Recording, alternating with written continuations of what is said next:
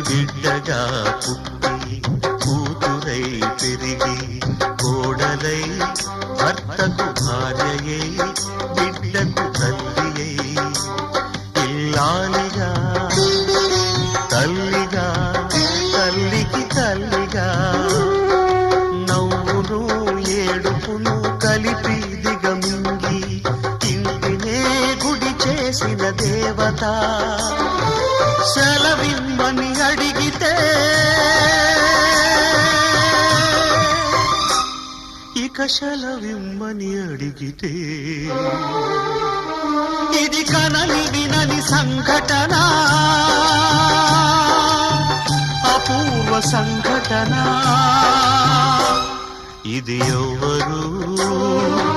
ఎవ్వరికి ఇవ్వని వీడుకోలు ఇవి ఎక్కడా